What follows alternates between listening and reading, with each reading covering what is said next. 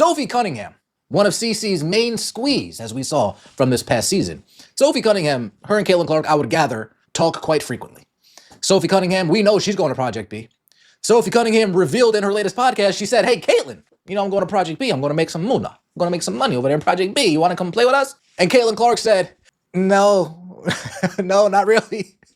I really don't. Caitlin Clark just shocked everybody. The biggest new star in the WNBA has reportedly turned down Project B. And now Sophie Cunningham is warning that players could walk away from Unrivaled because of it. And the crazy part? This might actually reshape the entire future of women's basketball. Caitlin saying no to Project B wasn't just a simple decision. This was supposed to be one of the biggest off-court opportunities offered to her so far. A major brand-driven push, huge bag, tons of exposure. But she looked at the deal, the structure, the direction it was going, and basically said, nope, not worth it. And that alone set the internet on fire. But then Sophie Cunningham threw gasoline on that fire. Because instead of staying quiet like most players do, she came out and made it very clear.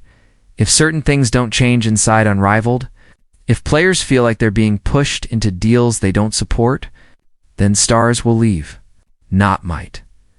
Well, and the drama gets even bigger when you put the timelines together.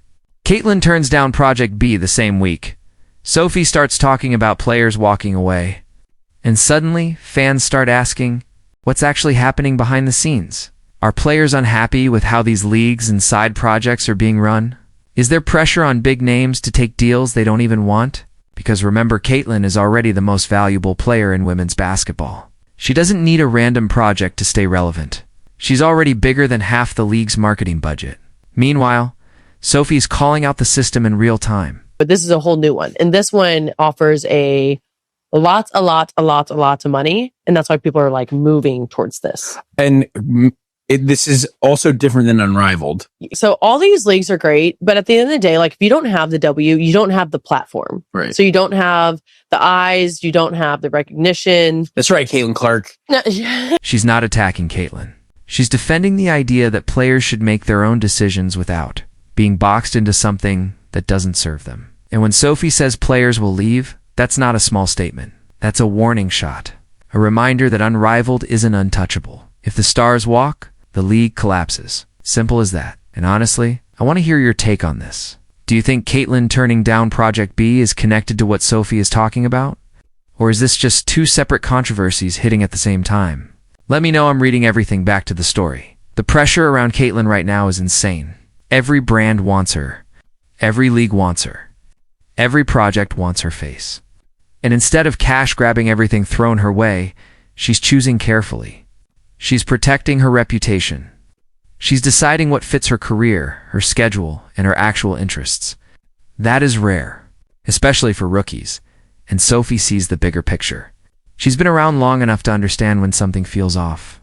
She knows the difference between empowering players and using players. And that's why her comments hit so hard, because she's speaking the way players in every league wish they could. Straight up. No filter. And that's why this story is bigger than Caitlin Clark, bigger than Project B, bigger than Unrivaled. It's about who truly controls women's basketball. The players, or the projects built around them. If the top stars start rejecting deals and calling out issues publicly, that creates a shift, a power shift. And honestly, this might be the beginning of it. Caitlin made her stance. Sophie made hers.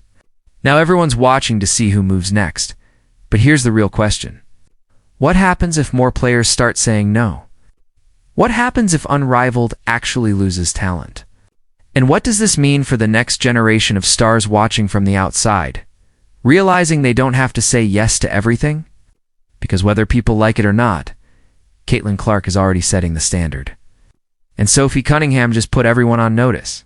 So tell me, is this a turning point or just temporary drama? You decide.